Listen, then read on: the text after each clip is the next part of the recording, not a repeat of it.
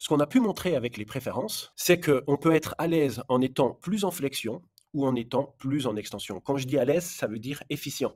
Le moins d'énergie possible pour la meilleure performance possible. Voilà, vous voyez un coureur devant qui est un peu plus en extension et l'autre qui est un peu plus en flexion, en déroulé de pied, un peu plus dans ses cuisses.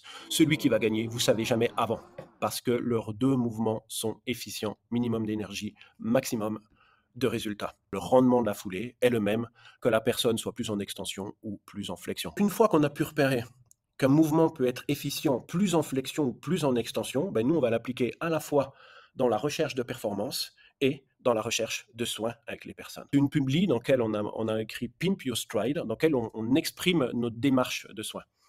Et dans cette démarche de soins, on exprime combien on peut avoir plus besoin de flexion ou plus besoin d'extension pour produire ce mouvement qui est efficient. On relie à ce moment-là le centre de masse, donc les forces qui s'appliquent, aux forces qui s'appliquent sur le muscle qui, lui, va essayer de tenir un minimum de stabilité, un minimum d'équilibre.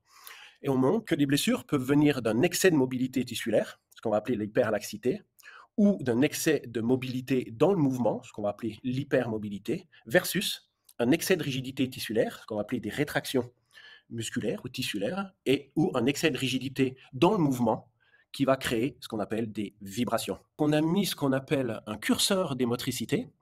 Ce curseur des motricités va du mouvement hypermobile à un mouvement hyper rigide avec au milieu des gens plus en flexion et plus en extension qui, s'ils sont là, normalement, vont pas être blessés ou pas beaucoup.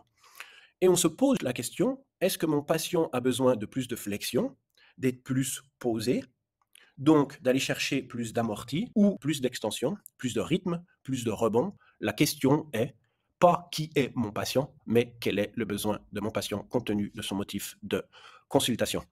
Au moment où il va falloir décider parmi le panel d'exercices qu'on a à disposition, ce qui va convenir le mieux, eh bien nous on essaie toujours d'avoir ce qu'on appelle un triptyque de décision, triptyque de l'action.